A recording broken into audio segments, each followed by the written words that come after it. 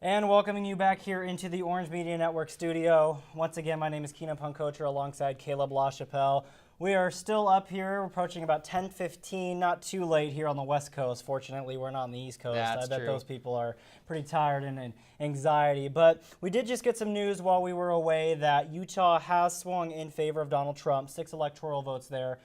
This was not really a big surprise, I don't think. This was something that Donald Trump had quite a big lead in for a while. But I think what's worth noting is, again, there is only about 41% in right now, but CNN has projected Donald Trump winning. But currently, I think what's important noting is McMullen, the third party candidate, that independent from Utah that was kind of running his own campaign. He was largely maybe projected to win the state. Yeah. But it doesn't look like that's going to happen. But what is interesting to note is he is currently ahead of Secretary Clinton by about 3% in Utah. What are your kind of thoughts on that? I mean, Utah for the most part puts forward a independent candidate almost every election.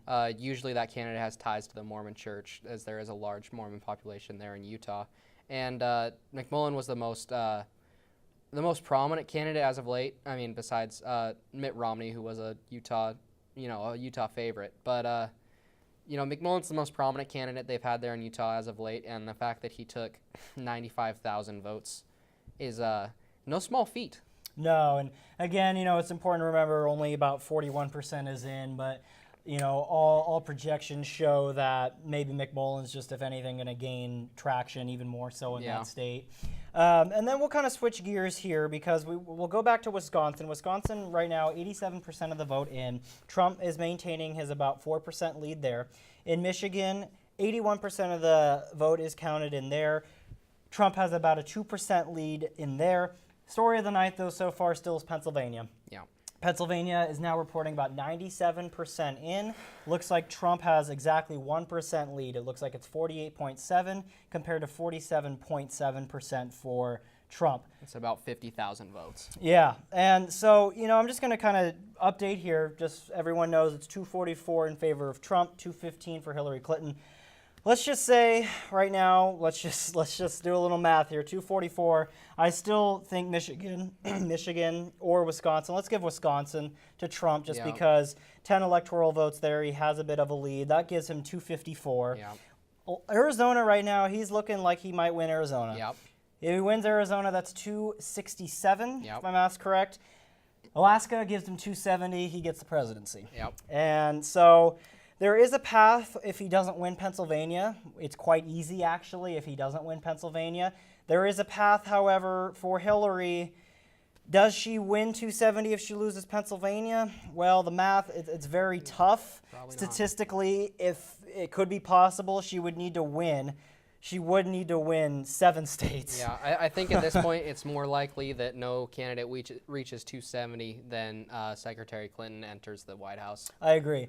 Yeah, I think overwhelmingly it looks like Donald Trump might win and become our next president. But if that does not happen, I think the path to 270, if anything, does not get reached by either candidate. No. If Donald somehow does not pull this off. But, we're watching live images from CNN, and we're just seeing Clinton headquarters, for example. There's a lot of people with their heads down in tears. They're kind of in disbelief, and I'm kind of right there with them. I think this was an election that many people did not see coming.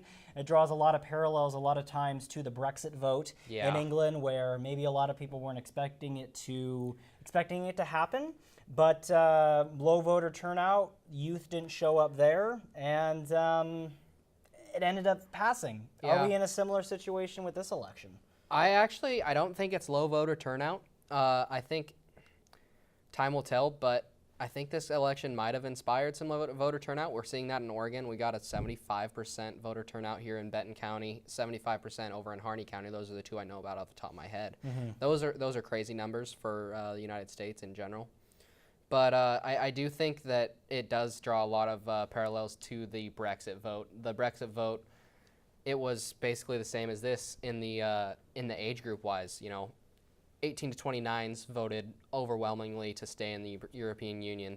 30 to 45 voted fairly overwhelmingly to stay in the European Union, and then 45 to 64 it started turning the other way, and then 65 and older it was almost a landslide to leave the European Union, and that's what we're seeing right now in terms of the conservative option being leaving the European Union, and the conservative option being Trump, and the progressive option being, or the liberal option rather, being Hillary Clinton and staying in the European Union.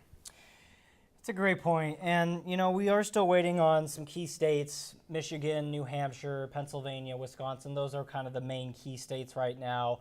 Arizona's in that mix too, but we are still waiting on quite a bit of vote there, waiting about 45% of the vote still to come in. But, it's not only a historic night on many levels, but, when we last were live, we were checking in on the Senate race, and I'm just going to pull that up here once again. It looks like Republicans 48 seats in the Senate compared to 46 for Democrats, so the Republicans still have the majority there. There are still seats remaining, but go ahead. 538 currently has the Republican Party having a 94% chance to take control of the Senate. Wow.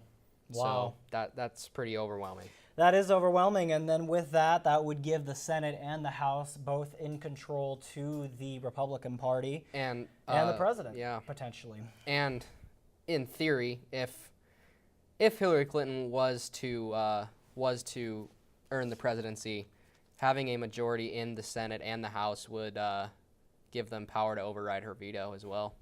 As we're watching CNN, I'm looking at a New York City Trump headquarters. I see a "Make America Great Again" hat that I'm assuming was worn by Donald Trump in a glass trophy case as a symbolic way of kind of maybe sealing the victory for Donald Trump. It's not over yet, certainly. 15 American flags behind it. There's a lot of American flags there, but and again, Clinton headquarters, we're seeing an opposite scene there. People are not looking super happy, and it's going to be interesting. We have some demographics in terms of the male-female vote and as the age group. We don't have a ton of voting yet on where Latinos have voted necessarily in each state. We don't know where women have voted necessarily yet. We do know, though, that based on a lot of polls, women did have a pretty unfavorable view of the things that Donald Trump has said. Yeah. But it doesn't look like that maybe has hurt him as much as maybe as expected. And just kind of a final point here for me before we go to break is I just think it's interesting, too, that, a lot of these polls showed Clinton in about a 4 or 5 point lead, and now when it comes down, this election isn't necessarily won on a national scale, as we know. Yeah. It's elected based on state by state.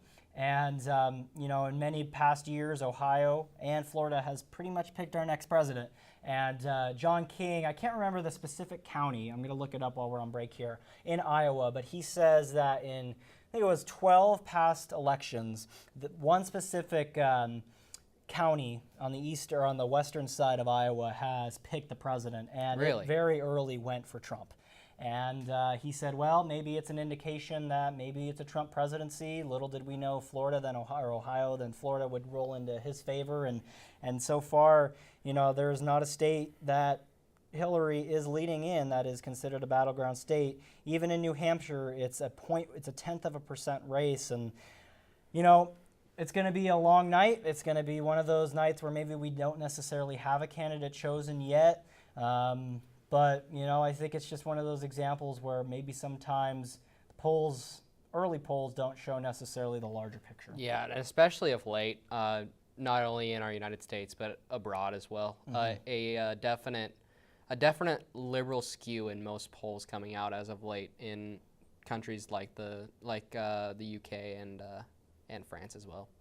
That's a great point, Caleb. So what we're going to do here is we're going to take another short break here until we can find some new media or some new results, rather, on the Oregon elections or on the national scale. Again, last time we came back when Utah decided to go into Trump's favor. So we'll be back hopefully with a new state soon. Current election total on the electoral map, 244 in favor of Trump, 215 in favor of Clinton. Again, still waiting on some key battleground states. But go ahead and keep it locked, as we will be back here soon as we get something else. For Caleb and myself, we'll be back soon for Orange Media Network.